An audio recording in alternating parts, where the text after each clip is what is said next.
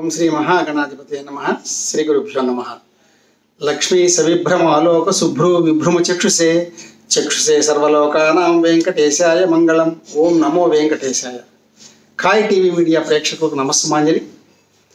మనం ఇప్పుడు తిరుమల కొండపై శ్రీ వెంకటేశ్వర స్వామి వారికి అనునిత్యం సమర్పించే నివేదన చేసే లడ్డూ ప్రసాదం యొక్క చరిత్రను, విశిష్టతను, ప్రాధాన్యతను సోదాహరణపూర్వకంగా సంక్షిప్తంగా తెలుసుకునే ప్రయత్నం చేద్దామండి. కలియుగ వైకుంఠమైన వెంకటాద్రిపై భక్తుల రక్షణార్థమై భక్తుల పాలిట కల్పతరువై ఆనంద నిలయంలో బ్రహ్మస్థానమైన గర్భగుడిలో చక్కగా మూలమూర్తిగా ఆవిర్భవించి అందరికీ దర్శనమిస్తున్న శ్రీ వెంకటేశ్వరుడు భక్తుల పాలిటి కొంగు బంగారం, భక్త వత్సలుడు. అచంచలమైన భక్తి విశ్వాసంతో ప్రపంచంలోని నలుమూలల నుండి స్వామివారిని స్మరిస్తూ కొండపై కొలువైన శ్రీవారిని దర్శించుకొని తరిస్తూ ఉంటారు భక్తులు. తిరుమల కొండపై శ్రీ వెంకటేశ్వరుని సన్నిధిలో సుప్రభాత సేవ మొదలుకొని రాత్రి ఏకాంత సేవ వరకు అనేక కైంకర్యములు, సేవలు వైఖానస ఆగమ శాస్త్ర పద్ధతిన నిర్వహిస్తారు. స్వామివారికి చేసే ప్రతి సేవ అత్యంత ప్రసిద్ధమైనది, అత్యంత పవిత్రమైనది. దేశం సుభిక్షంగా సస్యశ్యామలంగా ఉండాలని, స్వామివారికి మంత్రపూర్వకంగా చేసే ప్రతి సేవలో పాల్గొనాలని, స్వయంగా స్వామివారిని దర్శించి తరించాలని ప్రతి నిత్యం భక్తులు ఉత్సాహంతో ఉవ్విళ్ళూరుతుంటారు. స్వామివారి దర్శనం మహాభాగ్యంగా భావిస్తూ ఉంటారు అఖండ భారతావాలు ఉన్నాయి. ఆ మాటకు వస్తే విశ్వంలోని భక్తులందరూ అత్యంత మనోహర రూప లావళ్యములతో అలరారే శ్రీవారిని దర్శించి భక్తులు పరవశించి ముగ్ధులవుతుంటారు, నేత్ర సాఫల్యతను పొందుతారు.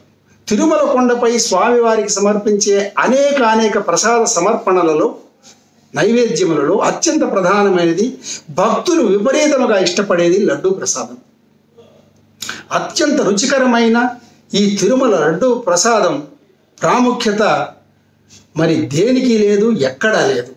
యావత్తు ప్రపంచంలో హిందూ బంధువులు మహా ఇష్టంగా స్వీకరించేటటువంటి ప్రసాదాల్లో లడ్డూ ప్రసాదానికి అగ్రస్థానం ఉంది. అందుకే తిరుమల ప్రసాదమైన లడ్డూను ఎవరు అనుకరించలేరు, తయారు చేయలేరు. ఇది శాసనం అన్నమాట. అందుకని తిరుమల లడ్డు స్వామివారి మహాప్రసాదంగా భావిస్తారు. తిరుమల శ్రీవారి లడ్డు 1715వ సంవత్సరంలోనే ప్రారంభమైందని చెప్పి ఆధ్యాత్మిక పరిశోధకులంతా కూడా తెలియజేశారు. శ్రీవారి లడ్డుకు ఎంతో చెప్పుకోలేనంత విశిష్టమైన ఆధ్యాత్మిక ప్రాధాన్యత ఉందన్నమాట. ఈ లడ్డును శనగపిండి, ఆవు నెయ్యి, చక్కెర, యాలకులు, పటిక బెల్లం, ద్రాక్ష, జీడిపప్పు తదితరాలతో రోజుకు సగటున ప్రస్తుతము 3.5 లక్షల లడ్లు స్వామివారి సన్నిధిలో ఒకళమాత పర్యవేక్షణలో, స్వామివారి పోటులో, ఆగమ శాస్త్ర విధిలో అతి పవిత్ర భావంతో పరిశుభ్రంగా తయారు చేసి స్వామివారికి మొదటి గంటలోని ప్రాతకాలంలోని నైవేద్యం పెడతారు. మళ్ళా రాత్రికి కూడా నైవేద్యం పెడతారు. స్వామివారికి మొత్తం మీద 3 సార్లు నైవేద్యం పెడతారండి. అనేక 50 రకాల పిండి వంటలు చేసి మహానైవేద్యం కింద స్వామివారికి అర్పించే ఆచారం ఉంది. అనేక సేవలు, అనేక కైంకర్యాలు స్వామివారికి. అలాగే ఈ లడ్డుకు ఉన్న విశిష్టత, ప్రాధాన్యతలను దృష్టిలో పెట్టుకొని తిరుమల తిరుపతి దేవస్థానం అంటే ఆ పాలక మండలి జియోగ్రాఫికల్ ఇండికేషన్ ట్యాగ్ రిజిస్టర్ చేసిందండి. ఎంత గొప్ప విషయం!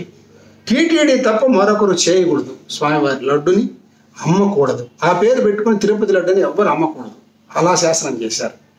అయితే 2009లో పేటెంట్ హక్కులను కూడా పొందిందండి టీటీడీ దేవస్థానం. ఇదొక ముఖ్య విషయం. భక్తులకు అత్యంత చేరువైన ప్రసాదం లడ్డు కాబట్టి దివ్య ప్రసాదమైన లడ్డు భక్తుల మనస్సును ఏనాడు గెలుచుకుంది. ఆ శ్రీనివాసునికి ఎంత విశిష్టత భక్తుల మనస్సుల్లో ఉందో తిరుపతి లడ్డుకు కూడా అంతే విశిష్టత, ప్రాధాన్యత ఉందండి. ముఖ్యంగా 3 రకాల లడ్డు చేస్తారండి అక్కడ. ఆస్థానం లడ్డు, కళ్యాణం లడ్డు, ప్రోక్తం అని చేస్తారు. ఈ ఆస్థానం లడ్డును ఎప్పుడు ఉపయోగిస్తారంటే అది 750 గ్రాముల బరువుతో చేస్తారండి. అది అతి ముఖ్యమైనటువంటి దేశ పరిపాలకులు, రాష్ట్రపతి, ప్రధానమంత్రి, అతి ముఖ్యమైన వాళ్ళు, సుప్రీంకోర్టు ప్రధాన న్యాయమూర్తి, ముఖ్యమంత్రులు, గవర్నర్లు, అంటే శాసన నిర్మాణ శాఖలు, న్యాయ శాఖలు, కార్యనిర్వాహక శాఖలో ఉండే అత్యంత ప్రధానమైనటువంటి వ్యక్తులు వచ్చినప్పుడు గౌరవంగా వాళ్ళకి ఇస్తారండి. అలాగే కళ్యాణం, అనునిత్యం అక్కడ స్వామివారి సన్నిధిలో జరిగే కళ్యాణానికి ఉభయదాతలుగా కూర్చొని కళ్యాణం చేయించుకున్న వాళ్ళకు కళ్యాణ లడ్డు అని ఇస్తారు. అలాగే ప్రతినిత్యం భక్తులకు దర్శనానంతరం ప్రోక్తం అని చెప్పి 175 గ్రాములు సుమారుగా ఉండే బరువుతో లడ్డూని ఇస్తారు. చాలకపోతే విక్రయిస్తారు కూడా. అంటే 300 సంవత్సరాల క్రితం వరకు కూడా లడ్డూ ప్రసాదం ఉచితంగా ఇచ్చారండి. అప్పుడు ఏ రూపంలో ఉండేదంటే బూందీ రూపంలో ఉండేది. అట్లా ఇచ్చేవాళ్ళు. అంటే మాటలలో చెప్పలేని దివ్యానుభూతి తిరుపతి లడ్డుకుందండి. తిరుపతి లడ్డు తింటే ఒక అనిర్వచనీయమైన దివ్య అనుభూతి కలుగుతుంది. తిరుమలలో అన్ని వేళలా భక్త కోటికి లడ్డూ ప్రసాదం అందుబాటులో ఉంటుంది. ఇప్పుడైతే అసలు ఏమి ఇబ్బంది లేదు.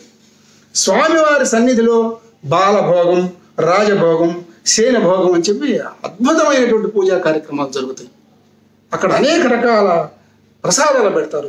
త్రికాలములలో ఘంటానాదము, మంగళ వాయిద్యాలు, గాయత్రి మంత్రాలతో దాదాపు 50 రకాల నైవేద్యాలను స్వామికి ప్రతిరోజు సమర్పిస్తూ ఉంటారండి. మహత్తరమైన విషయం. అయితే తిరుపతి లడ్డుపై సర్వ హక్కులు స్వామివారివే, అందులో ఏమాత్రం సందేహం లేదు. ఈ లడ్డుకు దాదాపు 1000 సంవత్సరముల చరిత్ర ఉందండి. అయితే 1940 నుండే లడ్డూ ప్రసాదం చాలా ఖ్యాతిగాంచింది. 1933లో టీటీడీ పాలక మండలి చక్కగా లడ్డూ ప్రసాదాలు తయారు చేసే విధానాన్ని మన ముందుకు తీసుకొచ్చింది. అంటే ఇప్పుడు అసలు లడ్డు ఆధునిక పద్ధతుల్లో దాదాపు 3.5 లక్షలు కాదండి, 6 లక్షల వరకు కూడా తయారు చేసే ఆధునిక సౌకర్యాలన్నీ కొండ మీద ఏర్పాటు చేస్తున్నారు. తర్వాత పాత రోజుల్లో పోటులో కట్టెల పొయ్యితో చేసేవాళ్ళండి. దిట్ట అని ఒక లెక్క ప్రకారం ప్రసాదాలు ఇచ్చేవాళ్ళు. ఇప్పుడు అలా కాదనమాట. ఆధునిక పద్ధతుల్లోనే లడ్డును దాదాపుగా ఈ లడ్డు తయారు చేయడానికి అక్కడ 620 మంది సేవకులు ఉన్నారండి. అంత గొప్పగా అంత భారీ ఎత్తున చేస్తారు. 310 సంవత్సరాల క్రితం ప్రసాదాలు ఉచితంగా ఉండేవండి. అయితే ఇప్పుడు విక్రయిస్తున్నారు. 14-15 శతాబ్దాల నుండి అనేక ప్రసాదాలు ఉండేవండి. తిరుపొంగం, అతిరసం, సుఖేయం, మనోహరి పిండి, వడలు ఇవన్నీ ప్రసాదాలుగా ఉండేవి. ఈ లడ్డుకు పూర్వం వడ చాలా ప్రసిద్ధి చెంది ఉండేది. ఎందుకంటే వడ కొంచెం నిలవ ఉంటుంది కాబట్టి ఎక్కువగా వాడేవాళ్ళు. ఇప్పుడు లడ్డు, వడలు, జిలేబీ అన్నీ వాడుతున్నారండి. కాబట్టి స్వామివారికి కొలువు సేవ ఉంటుంది. అక్కడైతే 51 రకాల అతి పవిత్రమైనటువంటి ప్రతిదీ 51, వడలు 51, దోశలు 51 ఇట్లా చేస్తూ ఉంటారండి. రకరకాల నైవేద్య సేవలు.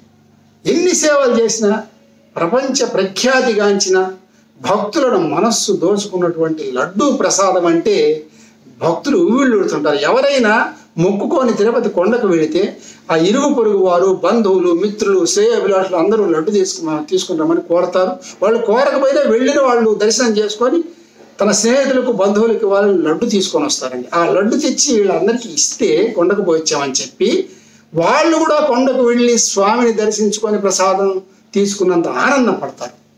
అంత పవిత్రమైనది తిరుపతి లడ్డు. ఇదండి తిరుపతి లడ్డు యొక్క చరిత్ర సంక్షిప్తంగా. కొండ మీద స్వామివారికి ఇంకా అనేక రకాల నైవేద్యాలు, ప్రసాదాలు, కైంకర్యాలు, సేవలు ఎన్నో ఉన్నాయి. మరి ఒక సేవతో ఎలా ఉంటుందో తెలుసుకునే ప్రయత్నం చేసి ఇంకొక వీడియోలో కలుద్దామండి. ఓం నమో వెంకటేశాయ. స్వస్తి. మరిన్ని అప్డేట్స్ కోసం మా కాయ్ టీవీని సబ్స్క్రైబ్ చేసుకోండి. మా వీడియో కనుక మీకు నచ్చినట్లయితే లైక్ చేయండి, షేర్ చేయండి. మీ విలువైన అభిప్రాయాలను కామెంట్ బాక్స్లో తెలియజేయండి.